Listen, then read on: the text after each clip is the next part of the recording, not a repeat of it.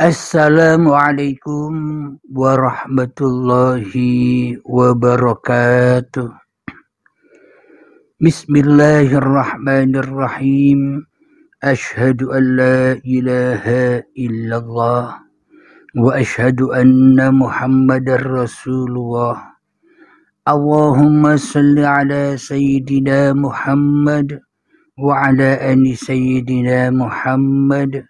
Rabbi shrah li sadri wa yassir li amri wahlul 'uqdatam min lisani yafqahu qawli. Amin. Bismillahirrahmanirrahim. Salam hormatku, salam ta'zimku selalu buat para sahabat-sahabatku tercinta dimanapun Anda berada, baik yang ada di Alaska, Singapura, Malaysia, Brunei Darussalam, Filipina, Thailand, dan terkhususnya para sahabat jamaah Uripi Allah yang ada di dalam negeri tercinta Indonesia Raya. Dan semoga pula para sahabat-sahabat yang mengikuti live ini semuanya selalu diberikan kesehatan dan diberikan kebahagiaan serta dilimpahkan rezekinya. Amin ya rabbal alamin.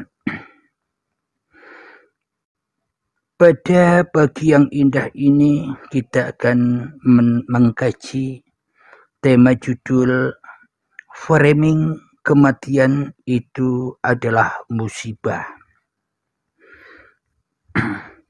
Kita buka di dalam surat Al-Baqarah ayat yang ke-156. Bismillahirrahmanirrahim. Alladzi idza asabathum musibah qalu inna lillahi wa inna ilaihi raji'un,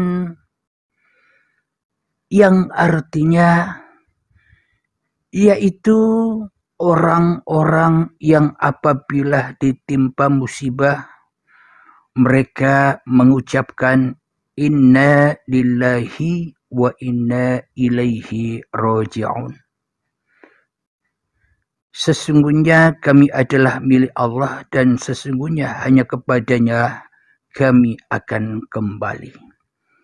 Sadaqallahul azim. Mayoritas umat Islam sedunia bila melihat musibah, bila melihat kematian seperti di Palestina dan sebagainya.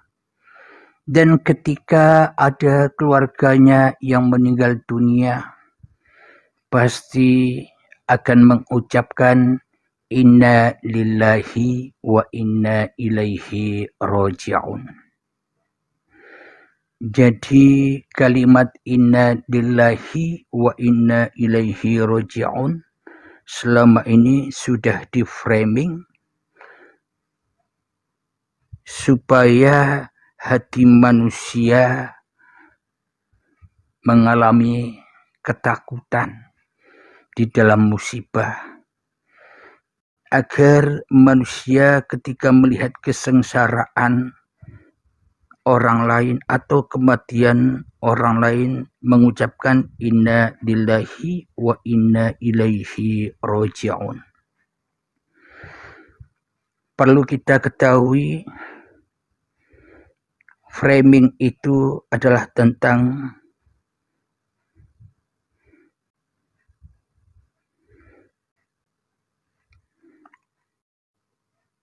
pemahaman atau doktrin sebuah agama bahwa kata-kata inna lillahi wa inna ilaihi raji'un itu hal yang menakutkan.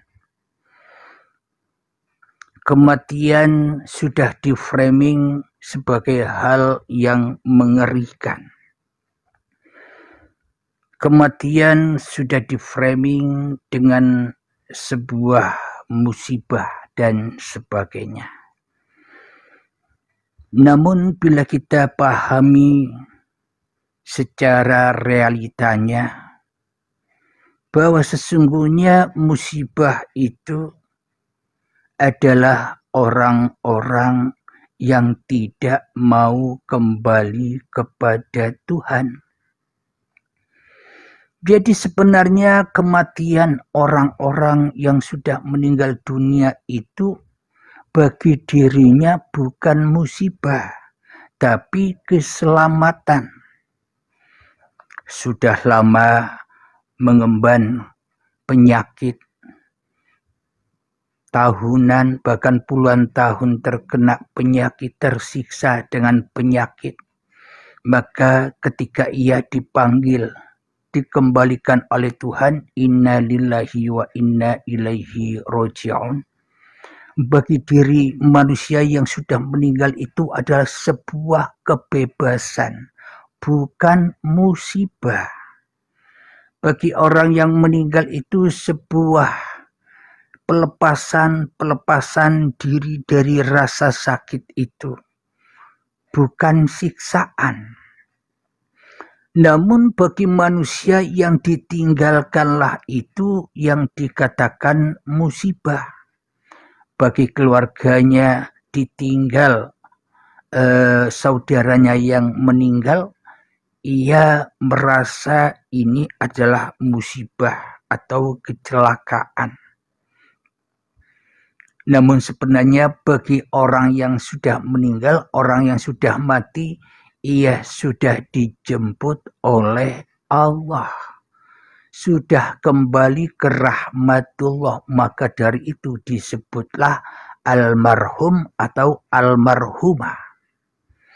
Berarti sesungguhnya orang mati itu bukan musibah, tapi keselamatan.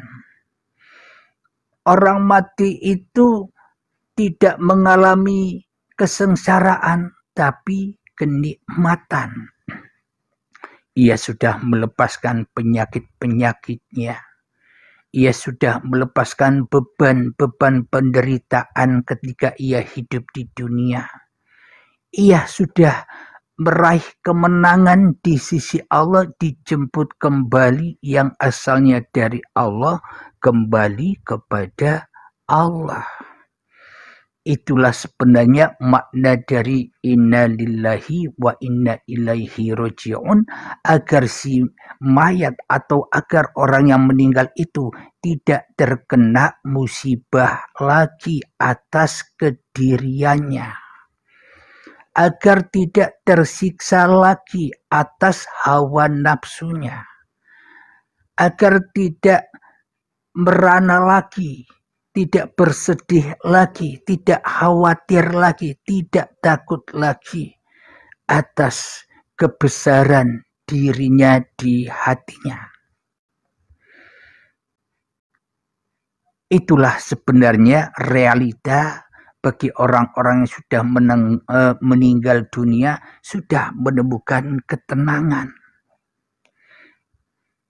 Tapi framing anehnya selama ini, yang masih tersiksa dengan perkara-perkara dunia, framingnya selama ini yang masih berada di dalam neraka, di dalam penjara-penjara keinginan, kok mendoa-doakan, kok seolah-olah bisa menyelamatkan orang yang sudah mati.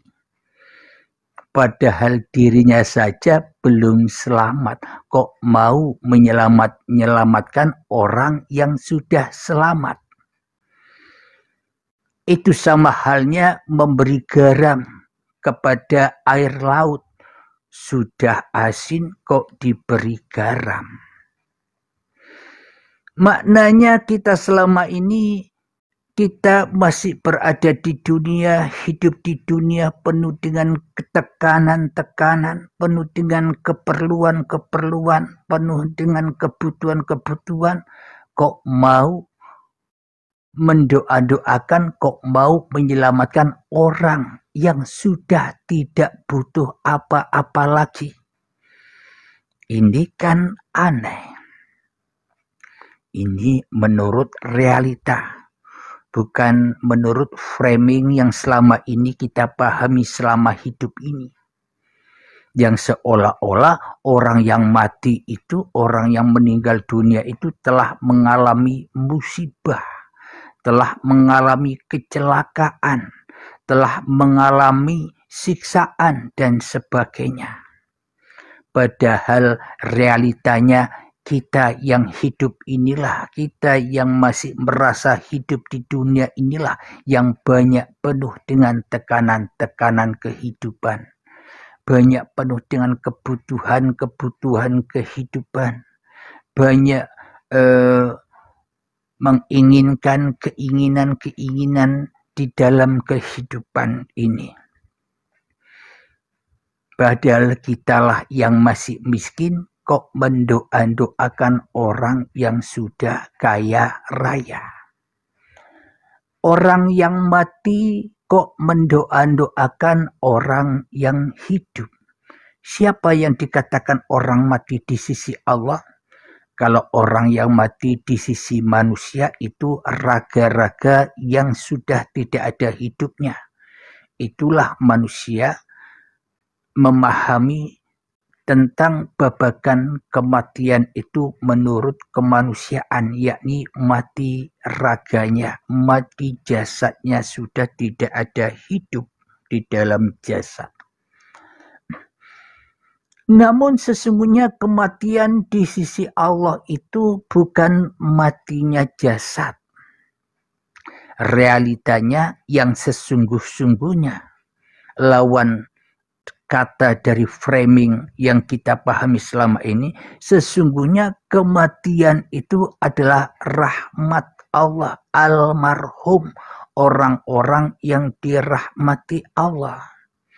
Orang-orang yang sudah dicabut lagi kemelekatan di dalam hatinya. Orang-orang yang sudah dicabut kekayaannya dicabut, uang-uangnya dicabut, harta-hartanya dicabut, ilmu-ilmunya dicabut, amal-amalnya. Jadi itulah yang dimaksud dengan kata Bai'atul Akbar. Maka dari itu di dalam Al-Quran ada ayat mutu qabla antal maut. Jadi matikan dirimu sebelum datang kematianmu. Yakni di dalam kehidupan ini kita diajari supaya kembali inna lillahi wa inna ilaihi roji'un, agar kita tidak terkena musibah. Apa sih sebenarnya yang dikatakan musibah di sisi manusia, yang dikatakan musibah di sisi Allah? Yang dipahami oleh manusia, musibah adalah kematian. Namun yang dikatakan musibah di sisi Allah adalah ketika kita menolak takdir-takdir Tuhan.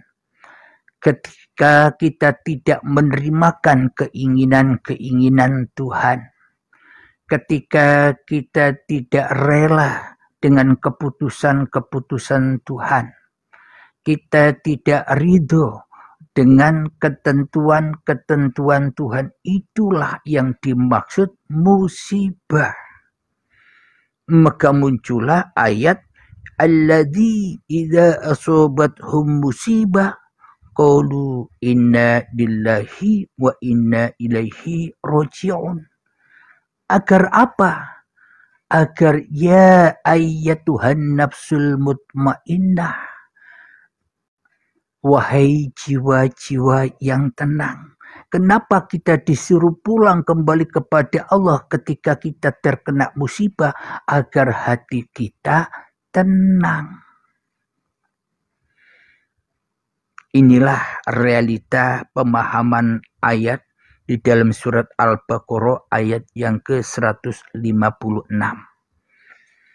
Jadi sebenarnya musibah itu bukan kepada orang yang bersangkutan atau orang yang meninggal dunia, tapi keluarganya yang ditinggalkan itulah yang musibah. keluarganya yang ditinggalkan, tidak menerimakan atas kematiannya, tidak menerimakan ia ditinggal saudaranya yang sudah meninggal, tidak menerimakan ditinggal oleh orang tuanya, tidak menerimakan ditinggal oleh suaminya, tidak menerimakan ditinggal oleh istrinya, tidak menerimakan ditinggal oleh anak-anaknya. Inilah yang dimaksud musibah itu. Inilah yang dimaksud kecelakaan itu bagi orang-orang yang tidak menerimakan takdir Tuhan. Maka disuruhlah melepaskan musibah itu dengan cara inna lillahi wa inna ilaihi roji'un, agar kita menyadari bahwa ketentuan-ketentuan yang sudah kita hadapi ini bukan ketentuan manusia, bukan kekuatan manusia, bukan kekuasaan manusia, akan tetapi ini semua sudah ketentuan Allah. Bila hati kita sudah terbaiat, maka hati kita tidak terkena musibah-musibah lagi. Bila hati kita sudah terbaiat, maka kita tidak akan diuji-uji lagi, alias jadi almarhum, alias jadi hidup di dalam rahmatnya Allah, hidup di dalam kekuasaan Allah, hidup di dalam pemeliharaan Allah, hidup di dalam kekayaan Allah. Jadi enjoy saja hidup dengan Allah. Maknanya manusianya sudah tidak hidup lagi, yang hidup hanya Allah. Itulah hati-hati orang-orang yang sudah terbaiat hatinya dari kemanusiaannya, sudah terbaiat hatinya dari harta-hartanya, sudah terbaiat hatinya dari kedudukan-kedudukannya, sudah terbaiat dari amal ibadahnya, dari ilmu-ilmunya, maka hidupnya akan tenang. Itulah yang dimaksud enjoy saja. Alhamdulillahirabbil alamin. Jadi itulah framing yang menakutkan kita selama ini. Bila terjadi kematian, maka ucapkan inna lillahi wa inna ilaihi roji'un. Padahal sesungguhnya bila kita melihat orang meninggal dunia, tentunya kita sebenarnya sebenarnya mengucapkan bukan inna lillahi wa inna ilaihi roji'un, tapi di dalam hati kita mengucapkan alhamdulillahirabbil alamin. Meskipun mulut kita bilang inna lillahi wa inna ilaihi roji'un, tapi hati kita mengucapkan alhamdulillahirabbil alamin. Kenapa kok mengucapkan alhamdulillahirabbil alamin? Karena segala puja dan puji hanya milik Allah. Orang-orang yang sudah meninggal dunia, orang-orang yang sudah mati itu sudah dipanggil dari mana asalnya ia datang, kembali kepada dari mana ia pun harus pulang. Asalnya manusia tidak ada, ia harus kembali kepada ketiadaan. Agar apa? Agar tidak terkena musibah-musibah lagi. Agar tidak terkena fitnah-fitnah dajjal. Agar tidak terkena fitnah-fitnah harta. Agar tidak terkena fitnah-fitnah anak, fitnah-fitnah suami, fitnah-fitnah istri, fitnah-fitnah orang tua, dan fitnah-fitnah seluruh manusia, agar terbebas dari fitnah-fitnah itu. Maka dari itu, ketika kita hidup di dunia ini, marilah hati kita selalu dan selalu berpulang kepada Allah, yakni apa? Menerima dan ridho semua ketentuan-ketentuan Allah. Hanya itu obatnya orang-orang yang terkena musibah. Hanya itulah obatnya orang-orang yang menderita, yakni rela, ridho bahwa penderitaannya ini sudah ditakdirkan, sudah ditulis, sudah ditetapkan oleh Allah agar kita tidak sedih lagi, agar kita tidak menderita lagi, agar kita tidak takut lagi. Semakin kita takut kepada hal atau takut kepada sesuatu, maka apa yang kita takutkan itu malah bertambah dekat. Jadi kematian itu dekat, siksaan itu dekat, kemelaratan itu dekat, kemiskinan itu dekat. Jadi bila manusia takut miskin, maka ia akan miskin. Bila manusia takut melarat, maka ia pasti melarat. Kenapa? Karena Allah sesuai dengan apa yang diprasangkakan oleh hambanya.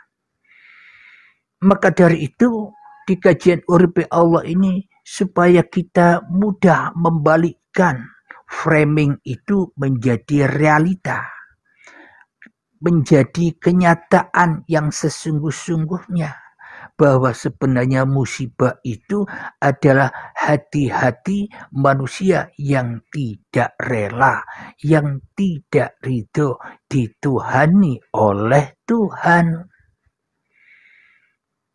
Musibah itu dialami bagi orang-orang yang masih jadi Tuhan. Musibah itu dialami oleh orang-orang yang jauh dari Tuhan. Musibah itu dialami bagi orang-orang yang selalu menantang-nantang Tuhan. Apa yang saya maksud menantang-nantang Tuhan? Kesedihan kita itu loh, kita nantang Tuhan. Merana kita itu loh, kita sudah nantang Tuhan. Kekecewaan di dalam kehidupan ini loh, kita sudah menantang Tuhan. Karena itulah kita tidak akan merasakan ketenangan, merasakan kebahagiaan di sisi Tuhan, di sisi Allah, di sisi Allah. Jadi kalau saya mengatakan kalimat Tuhan, ini Anda domirkan sendiri. Anda memeluk agama apa? Yang Islam, ya Allah. Yang Kristen, ya Allah, Bapa, Romo, dan sebagainya. Jadi bila saya mengatakan kata Tuhan itu, ya, Tuhan yang berkuasa atas nama-nama yang kita kenal. Alhamdulillahirabbil alamin. Jadi musibah itu ketika hati kita tidak menerimakan apa yang diputuskan Tuhan. Kenapa? Karena kita lebih mengikuti keputusan-keputusan hawa nafsu kita sendiri daripada keputusan Tuhan. Maka itulah yang dikatakan musibah. Kita lebih mengikuti langkah-langkah setan. Kita lebih mengikuti langkah-langkah hawa nafsu. Kita mengikuti langkah-langkah kemauan kita sendiri daripada kemauan Tuhan. Itulah yang dimaksud musibah.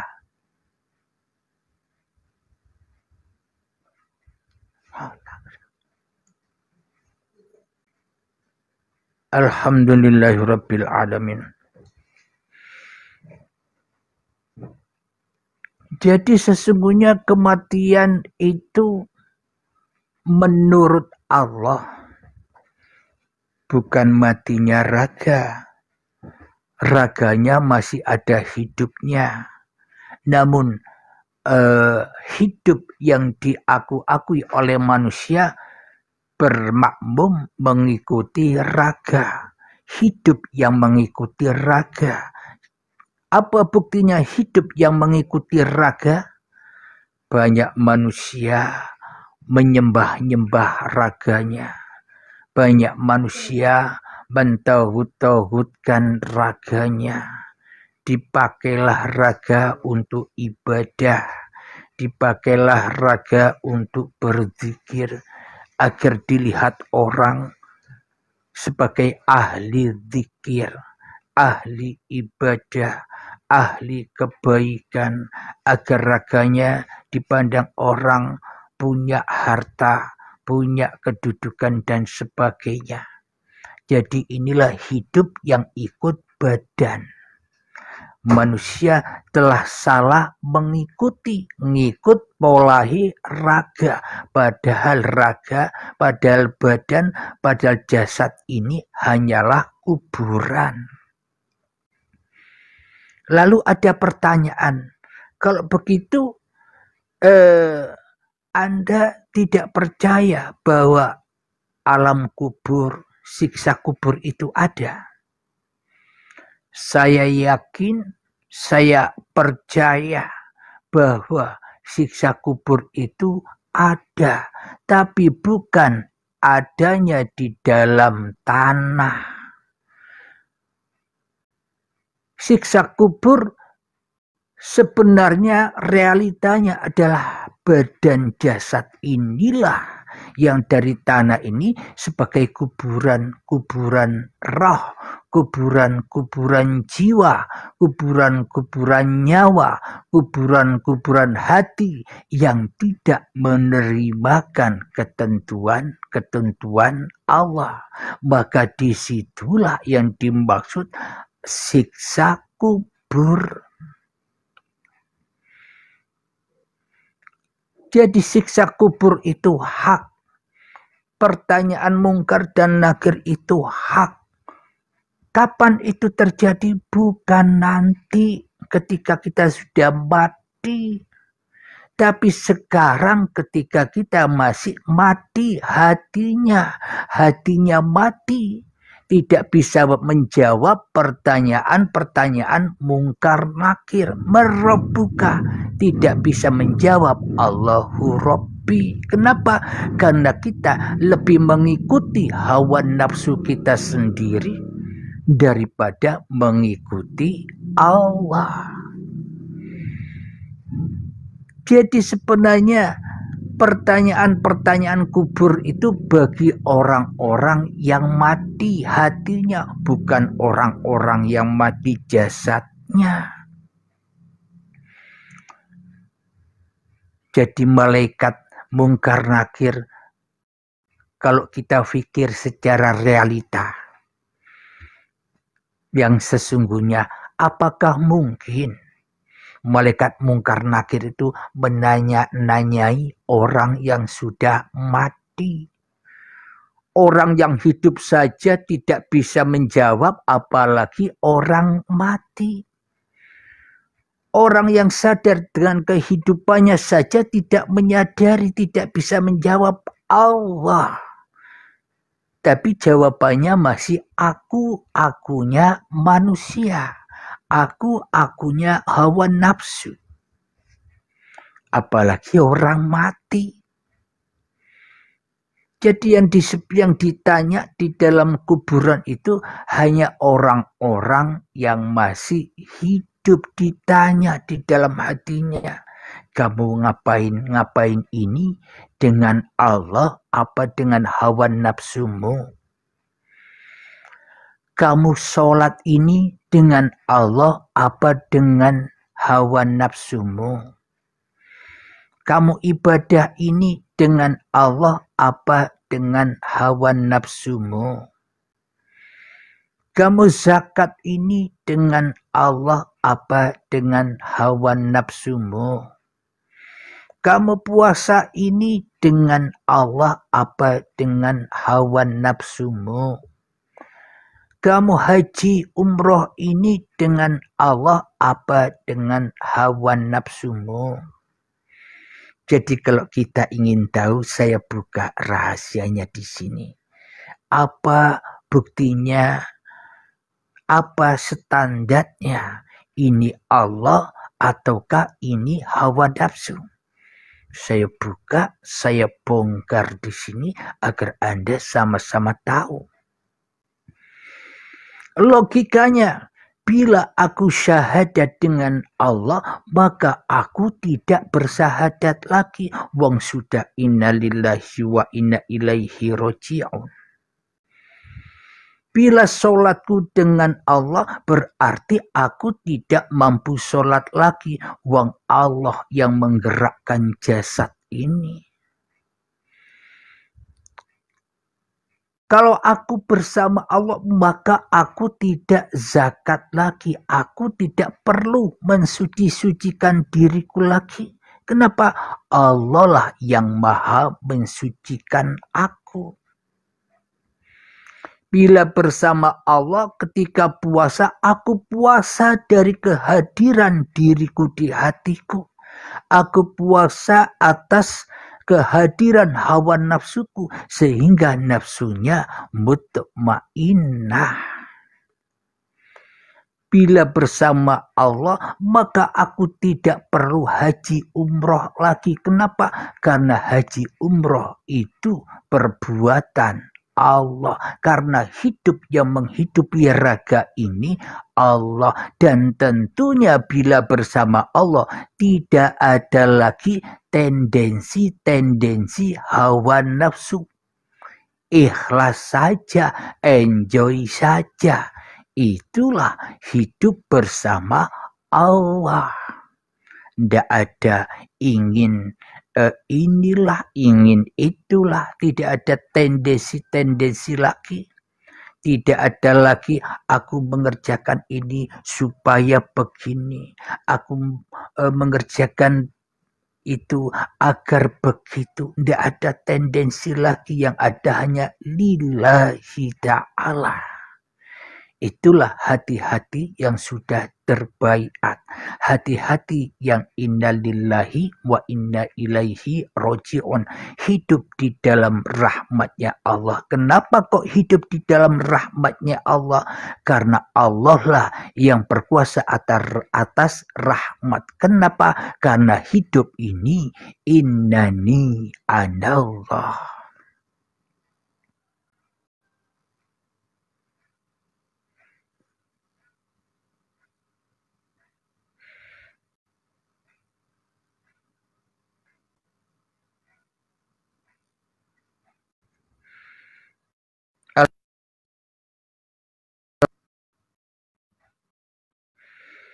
Alhamdulillahirrabbilalamin. Lain lagi bila manusia masih hidup bersama setan, manusia masih hidup bersama jin, manusia hidup bersama iblis, manusia hidup bersama dajjal, maka banyak kemauannya, banyak tendensi-tendensi, keinginan-keinginannya. Ia melakukan sholat, ada tendensi siapa tahu rezekiku lancar. Ia melakukan ibadah, ada tendensi siapa tahu hajat-hajatku terkabul. Bila hidup bersama hawa nafsu, maka aku melakukan zakat supaya aku dibersihkan. Ngapain dibersihkan? Ngapain manusia ikut membersihkan? Ngapain manusia ikut jadi Tuhan sehingga menjadi hantu? Aku berpuasa ini agar aku sehat, agar masuk surga, agar mendapatkan pahala. Inilah tendensi-tendensi hawa nafsu. Selalu ingin berdagang, berbisnis dengan Allah. Aku haji dan umroh supaya aku dikatakan orang kaya, supaya aku dikatakan ahli ibadah, supaya aku dikatakan orang dermawan. Semua ini tendensi-tendensi hawa nafsu. hidupnya manusia. Jadi inilah Anda sudah bisa menilai diri Anda sendiri. Anda tak berhak menilai orang lain. Yang Anda punya hak untuk menilai diri Anda sendiri. Ketika Anda sudah tahu nilai diri Anda dengan benar, maka Anda akan tahu nilai-nilai orang lain. Akan tetapi bila kita saja tidak memahami nilai diri kita, bagaimana mungkin kita bisa menilai orang lain? Itulah yang dimaksud musibah. Maka segeralah inna lillahi wa inna ilaihi roji'un. Alhamdulillahirabbil alamin. Sebelum saya lanjutkan, saya tanya dulu. Kajian-kajian di Uripe Allah ini mencerahkan hati Anda atau malah membingungkan hati Anda? Coba dijawab di kolom komentarnya sebelum saya lanjutkan. Minum kopinya dulu ya.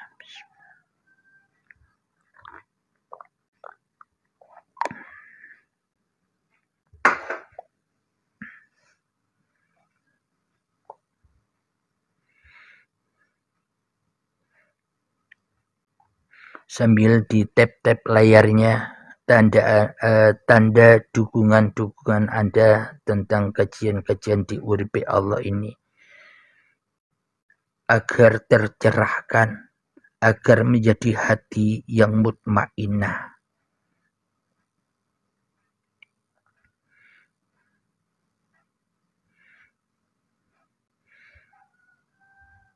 Alhamdulillah. Yang mendukung hati yang inna lillahi wa inna ilaihi roji'un, tap-tap layarnya. Itu tanda bahwa hati Anda sudah menang. Karena dukungan Anda itu merupakan dukungan diri Anda sendiri untuk berbenah diri. Alhamdulillahirabbil alamin. Kita lanjutkan. Bila mendengar keterangan-keterangan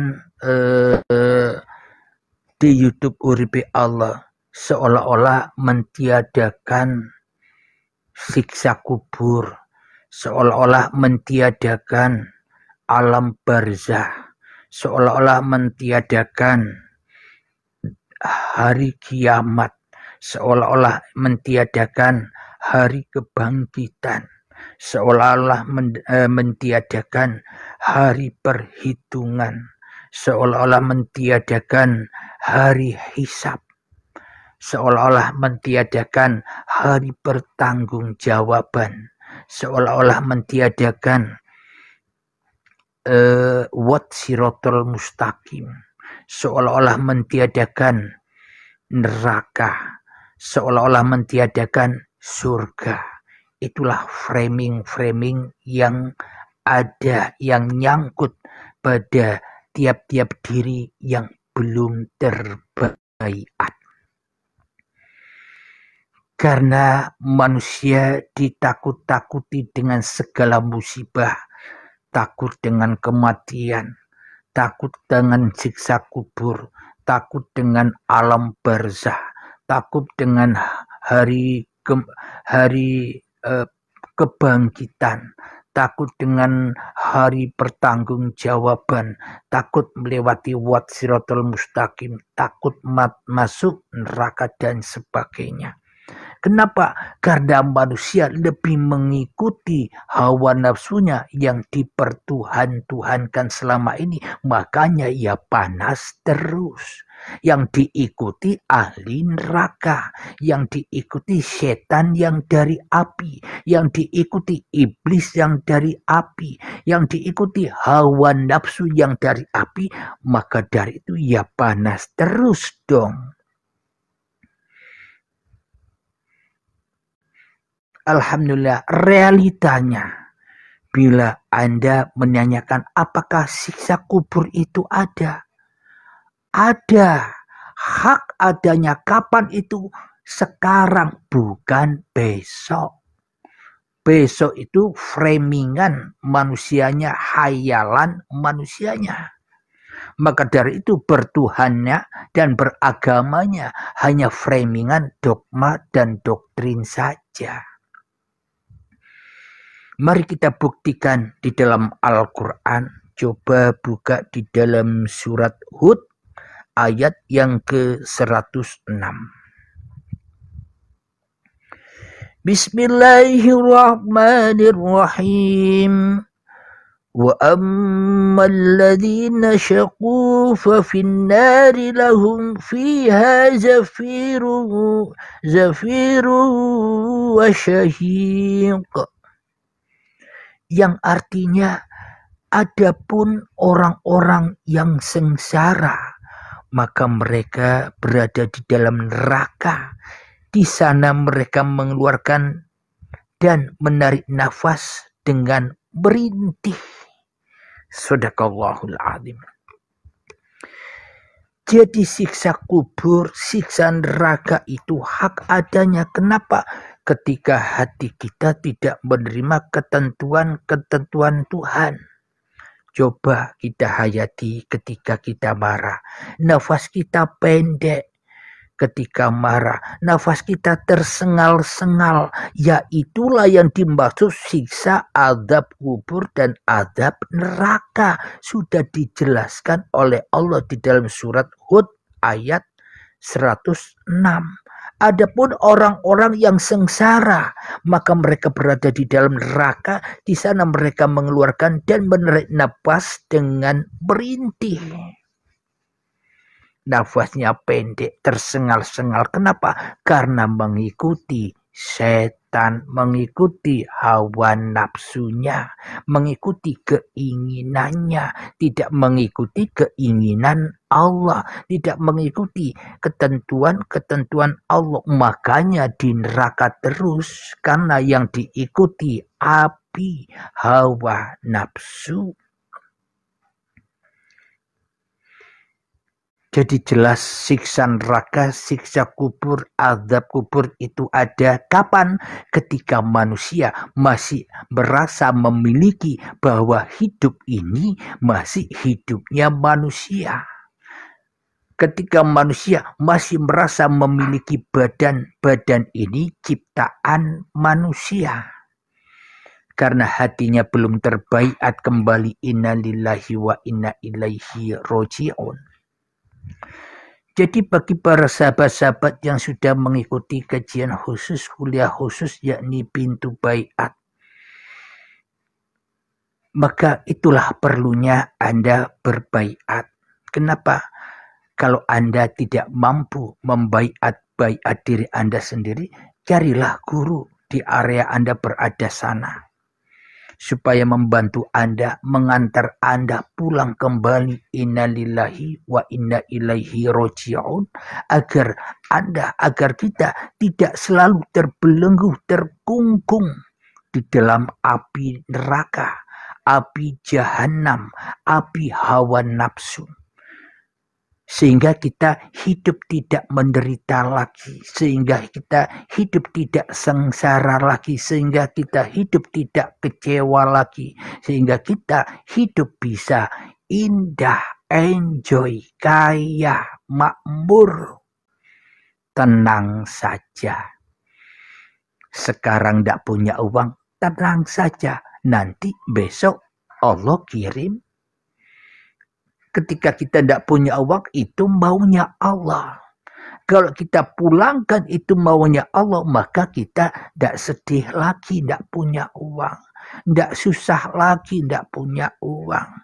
Tidak menderita lagi, tidak punya harta. Kenapa? Karena itu keputusan ketentuan Allah atas diri kita. Jadi memang untuk baiat, agar terbaiat hati kita, ketika kita masih cinta kepada dunia, cinta kepada harta, cinta kepada uang, cinta kepada ilmu, cinta kepada amal, selamanya kita akan disiksa dan itu semua akan menjadi fitnah dajjal yang selalu menyandungi perjalanan hidup kita, yang tidak akan pernah bisa membahagiakan kita meskipun Anda kaya raya, meskipun Anda banyak uang, meskipun Anda banyak ibadahnya, meskipun Anda banyak ilmunya, maka itu semua jadi fitnah, membuat hati kita bangga, membuat hati kita sombong, membuat hati kita menderita di dalam adab-adab yang kita ciptakan sendiri. Jadi adab itu sebenarnya bukan dari Allah, dari kita sendiri, ciptaan kita sendiri. Kenapa? Karena kita menjadi sang pencipta atas apa yang kita lakukan, maka dari itu akan menjadi azab. Itulah siksa kubur, itulah azab nar.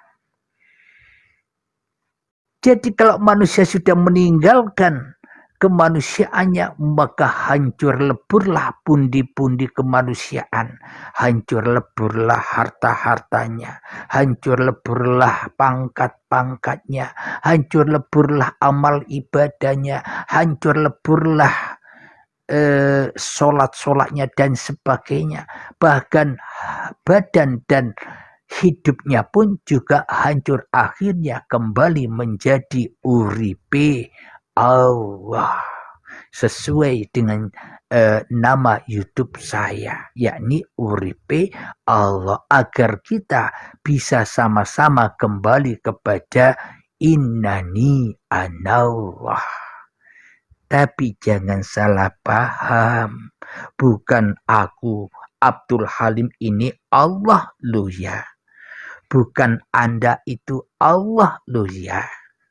Allah itu tidak akan wujud ketika Anda masih wujud. Allah itu tidak akan hidup ketika Anda masih hidup. Allah itu tidak akan nyata ketika Anda masih lebih nyata di dalam hati Anda daripada Allah.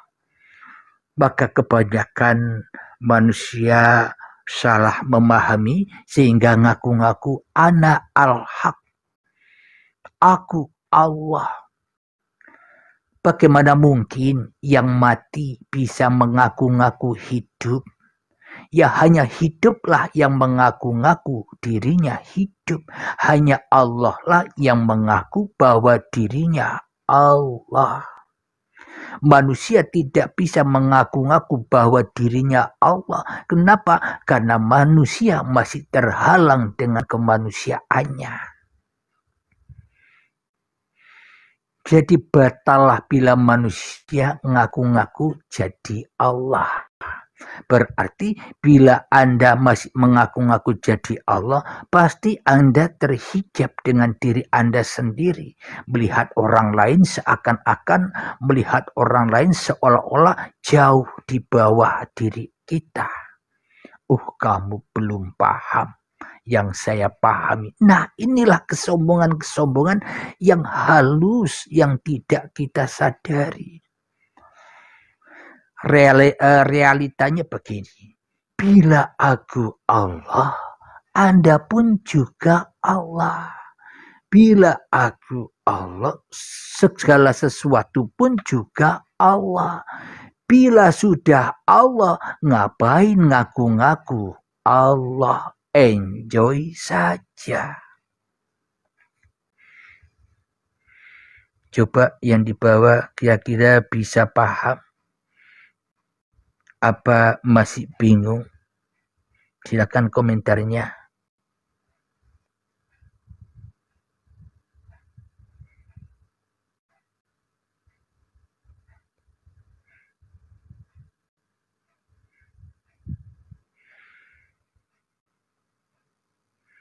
Alhamdulillah paham. Alhamdulillah. Saya buka di sini misteri malaikat mungkar nakir itu sebenarnya bagaimana. Karena framingan yang diajarkan kepada kita, doktrin dan dogma yang kita terima selama ini, seolah-olah mungkar nakir itu adalah sosok sendiri-sendiri yang beda dengan kita. Jadi kita memahami selama ini dengan di framing seolah-olah malaikat itu makhluk-makhluk yang suci yang lain dari diri kita. Kita di framing selama ini ditakut-takuti dengan datangnya malaikat mungkar nakir untuk menanyai kita. Ngapain orang mati ditanya? Orang yang masih hiduplah yang wajib ditanya supaya bisa inna lillahi wa inna ilaihi roji'un.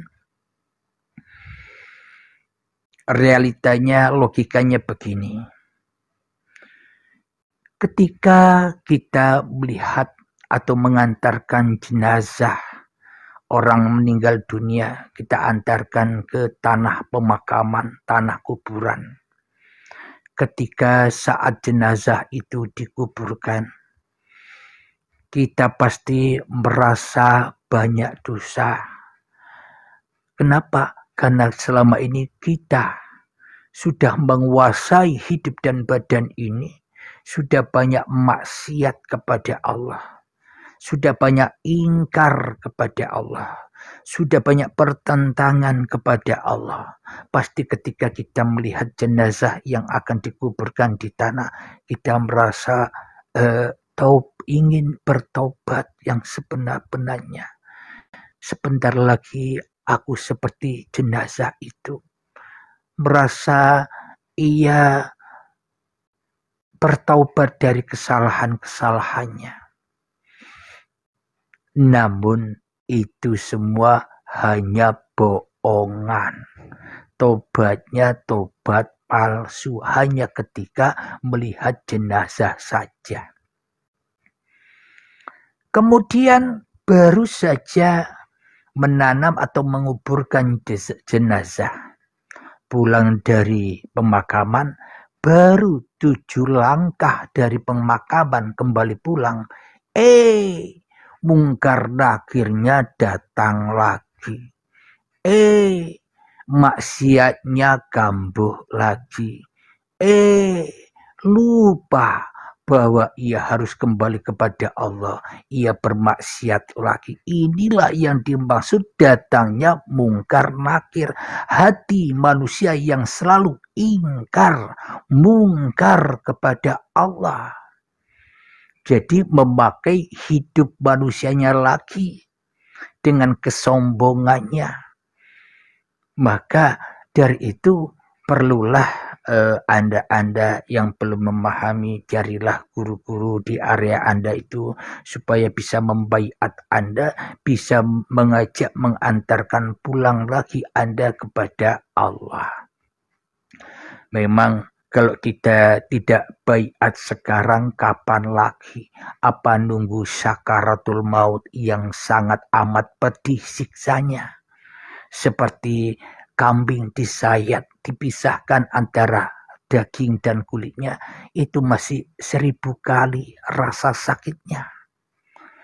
Coba kita hayati, harta kita yang sudah lama kita kumpul-kumpulkan, yang sudah berdarah-darah untuk mengumpulkan harta, uang, harus ditinggal. Betapa sakitnya, betapa kecewanya. Jabatan yang sudah susah payah diraihnya harus ditinggalkan, wajib ditinggalkan. Begitu sakitnya hati, meranaknya, sedihnya, kecewa. Anak dan istri dan suami yang dicintai, yang disayangi harus ditinggal. Betapa tersiksanya. Itulah puncak-puncaknya kiamat. Hancur leburnya pundi-pundi kerajaan manusianya. Itulah kiamat, bro. Kiamat kubro.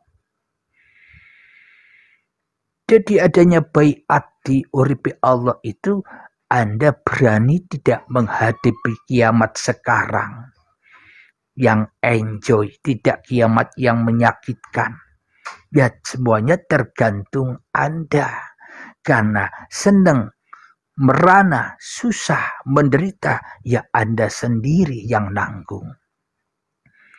Maka dari itu, bila manusianya mau melepaskan dari kerajaan manusianya, pasti ia akan hidup bahagia dengan uripe Allah. Enjoy saja nonton Allah sambil makan popcorn.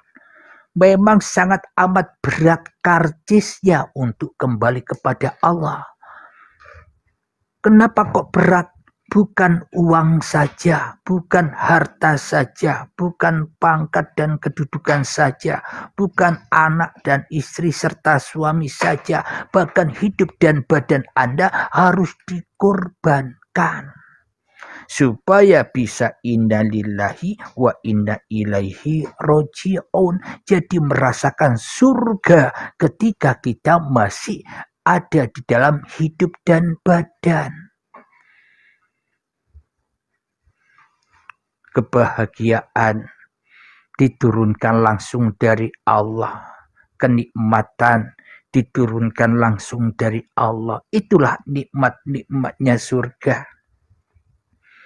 Minum kopi dengan uripe Allah, merokok dengan uripe Allah, sholat dengan uripe Allah, berzikir dengan uripe Allah, mengemudi seperti Kang Najamuddin dengan uripe Allah, maka hidup akan selalu dan selalu mutmainah, enjoy. Itulah kehidupan surga, bukan kehidupan surga yang di-framing selama ini, yang dipaksa kita memahaminya dengan hayalan besok.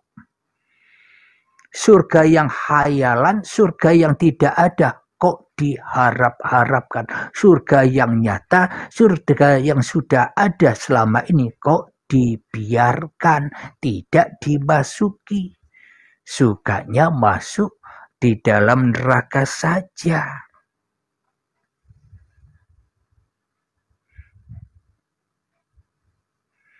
Sebenarnya ajaran-ajaran yang sudah didoktrinkan kepada kita selama ini hanyalah supaya kita ditakut-takuti, supaya kita tambah jauh dari Allah.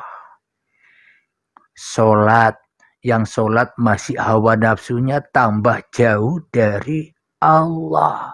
Syahadat, yang mengucapkan syahadat masih mulut manusianya, ya tambah jauh dari Allah. Zakat, yang mengeluarkan zakat masih manusianya, ya tambah jauh dari Allah. Puasa, yang puasa hanya raganya, jiwanya menderita terus, ia tambah jauh dari Allah. Haji umroh, yang mana tujuannya labbaik Allahumma labbaik, labbaik la syarika laka labbaik, supaya hati tidak ingkar, tidak mensekutukan Allah, kok malah tambah